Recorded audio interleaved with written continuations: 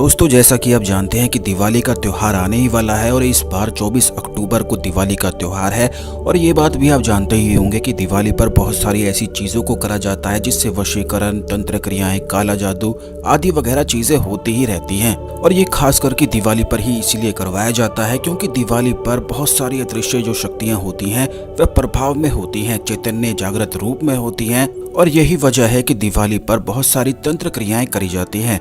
तो आज के इस वीडियो में हम आपको बताएंगे कि वशीकरण काजल किस प्रकार घर में ही बड़ी आसानी से दिवाली के दिन ही कैसे तैयार किया जाता है, क्योंकि काफी लोगों ने हमसे इस बारे में पूछा है कि किस प्रकार वशीकरण काजल दिवाली पर तैयार करें।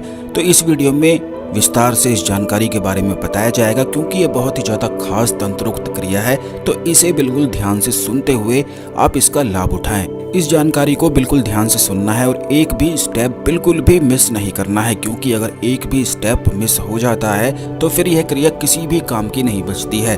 तो सारी चीजें बिल्कुल ध्यान से सुनकर, सारी बातों को समझकर ही इस क्रिया को आपको करना है। सबसे पहले वीडियो को लाइक करके कमेंट बॉक्स में जय महाकाली, ओम नमः शिवाय अवश्य ही लिख दें, जिससे भगवान शिव की कृपा आप पर हमेशा ही बनी रहे और महाकाली की भी बनी रहे, क्योंकि महाकाली की कृपा जिस व्यक्ति पर होती है वह मंत्र साधनाओं में, तंत्र साधनाओं में आदि बहुत ही ज्यादा विजय और सफलता को प्राप्त करता है। बल्कि जो कोई भी महाकाली का साधक होता है, भक्त होता है, ऐसे व्यक्ति पर किसी भी प्रकार की कोई भी तंत्र क्रिया, काला जादू आदि वगैरह हो ही नहीं सकता है, क्योंकि महाकाली को महामाया देवी कहा जाता है। और खास करके महाकाली से जुड़ी हुई जितनी भी चीजें होती हैं वो खास करके दिवाली पर ही इसलिए करी जाती है क्योंकि दिवाली का जो दिन होता है वह महाकाली का ही दिन होता है। वैसे भगवान हनुमान का भी दिन कहा जाता है, इसीलिए हनुमान जी से जुड़ी हुई भी साधना करी जाती है, जिसके बारे में आने वाले वीडियोस में निश्चित ही हम आपको बताएंगे कि उसके क्या लाभ होते हैं। अलग अलग क्रियाएं और अलग अलग प्रयोग आने वाले वीडियोस में आपके साथ निश्चित ही शेयर करेंगे। इसमें वशीकरण काजल किस प्रकार बनाना है उसे आप जान लें। जब भी हम वीडियो लेकर आते हैं तो वह वीडियो बिल्कुल भी मिस ना हो, इसीलिए चैनल को सब्सक्राइब करके बेल बटन दबाकर ऑल नोटिफिकेशन पर अवश्य ही क्लिक करके रखें, जिससे कोई भी वीडियो मिस ना हुआ करे। तो दोस्तों, आपको बता दें कि वशीकरण काजल बनाने के लिए सबसे पहले आपको कुछ चीजों को लाने की आवश्यकता है और अलग अलग विधि से अलग अलग तरह का काजल तैयार किया जाता है। जैसे कि अगर आपका कोई शत्रु है तो शत्रु को वश में करने के लिए, शत्रु को रिपेल करने के लिए, यानी कि उसे भगाने के लिए, जिससे वो आपको बिल्कुल भी परेशान ना करे।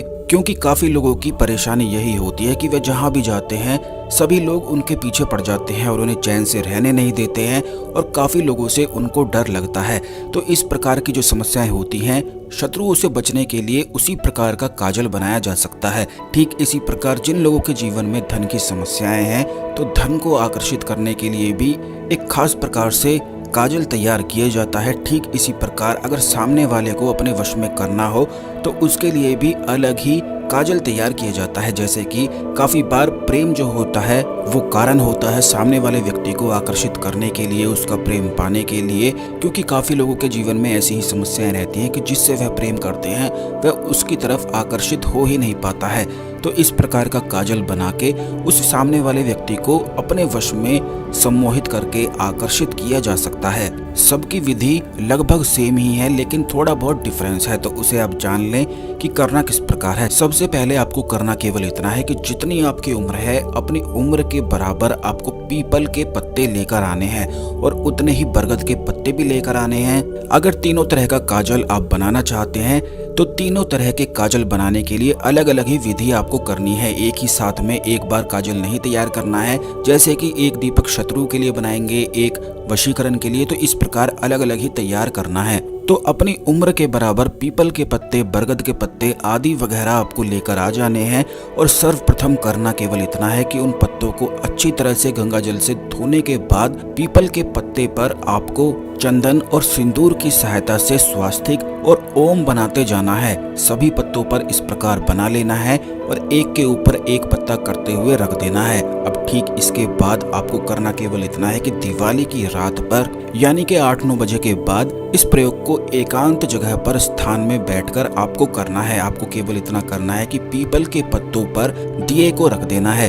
ये शत्रु से छुटकारा प्राप्ति के लिए किस प्रकार काजल तैयार करना है उसके बारे में बताया जा रहा है, तो इसे जान लें कि आपको दिए में सरसों के तेल का इस्तेमाल करना है। और उस सरसों के तेल में अपनी उम्र के बराबर ही लौंग उसमें डाल देनी है। लाल बाती का इस्तेमाल करना है। लाल बाती बनाने के लिए कोई भी कॉटन जैसे हाथ में जो पहना जाता है उसकी बाती आप तैयार कर सकते हैं, या फिर रुई को ही थोड़ा सा सिंदूर से लाल करके उस बाती का इस्तेमाल भी किया जा सकता है। इसकी कोई ज्यादा परेशानी नहीं है। तो इस प्रकार बाती बना के आपको करना केवल इतना है कि उस दीपक की जो बाती होती है उसके ऊपर लोहे की कोई चीज रख देनी है, जिससे उसकी जो लो होती है, दीपक की जो लो होती है, उससे काजल इकट्ठा होने लग जाए। तो उतना ही तेल आपको भरना है कि दिवाली की पूरी रात्रि यह दीपक जलता रहे। उससे पहले आपको केवल इतना करना है कि दिया जलाने के बाद उस दिए के आसपास बरगद के जो पत्ते आप लेकर आए थे उनका सुरक्षा एक घेरा तैयार कर देना है, यानी कि बिल्कुल दिए के गोल आकार में एक सुरक्षा घेरा बना देना है। उसी सुरक्षा घेरा में इस दिए को पीपल के पत्ते पर आपको रखना है। जितनी आपकी उम्र के अनुसार पत्ते आप लेकर आए थे उतने ही पत्तों पर इस दिए को आपको रखना है। उसके बाद काजल किस प्रकार तैयार करना है ये भी हमने आपको बता दिया है। अब आप मंत्र को जान लें। शत्रु से निवारण के लिए यह मंत्र आपको पढ़ना है। ओम क्रीम कालिकाय मम शत्रु नाशाय क्रीम ओम फट। एक बार फिर से इस मंत्र को सुन लें। ओम क्रीम कालिकाय मम शत्रु नाशाय क्रीम ओम फट। केवल रुद्राक्ष की माला से एक माला करने मात्र से ही उसके बाद आप कुछ भी कार्य में लग जाएं। कोई भी कार्य कर सकते हैं, सो सकते हैं या कुछ भी कर सकते हैं। बस सुबह तक इस काजल को अपने आप इकट्ठा होने दें और ये आपको दक्षिण दिशा में रखना है। तो संपूर्ण बातों को बिल्कुल ध्यान से समझ लें। हर एक चीज बिल्कुल बारीकी से बता दी गई है, क्योंकि तंत्र क्रियाओं में बिल्कुल भी गलती नहीं करनी चाहिए। जिस प्रकार बताई जाती है उसी प्रकार बिल्कुल किया जाता है। तो जैसे हमने आपको बताया उसी प्रकार वशीकरण काजल इकट्ठा कर लेना है। शत्रु के लिए यह बताया गया है दक्षिण दिशा में दीपक की लो को करते हुए ही काजल को इकट्ठा करना है। ऐसा करने से ये जो काजल तैयार हो जाएगा और इसका इस्तेमाल आप कहीं पर भी करेंगे, तिलक लगाने के लिए, आंखों में या बालों में भी यूं ही ऐसे ही लगा लेंगे, तो इससे जो शत्रु होता है वो आपको देखकर ही भाग खड़ा हो जाएगा। यानी कि जब भी वह आपको देखेगा तो उसके मन में एक बेचैनी सी, धैलन सी खड़ी होने लग जाएगी, जिसके कारण वह आपके सामने बिल्कुल भी टिक नहीं पाएगा। तो जो लोग अपने जीवन में परेशान रहते हैं, जहाँ पर काम करते हैं उनका बॉस उन्हें परेशान करता है, वहाँ पर कोलीग उन्हें परेशान करते हैं या कोई भी परेशान करता है, तो इस प्रकार दिवाली पर बिल्कुल भी आपको चूकना नहीं है, क्योंकि इसी चैनल में हमेशा खास चीज़ बताई जाती है। तो इन्हें अवश्य ही करके लाभ उठाया करें। चैनल को अवश्य सब्सक्राइब करके रखा करें, जिससे कोई भी वीडियो मिस ना हुआ करे। अब दोस्तों ये भी बात जान लें कि इस प्रकार बहुत सारा काजल इकट्ठा करके एक डिब्बी में बंद करके आप रख लें और पूरे साल इसका इस्तेमाल करते रहें, जिससे लाभ ही लाभ की प्राप्ति होती है। ठीक इसी प्रकार अब वशीकरण किस प्रकार करना है उसके बारे में भी जान लें कि वशीकरण काजल किस प्रकार आपको तैयार करना है, उसके लिए क्या क्या अलग सामग्री है ये बात जान लें।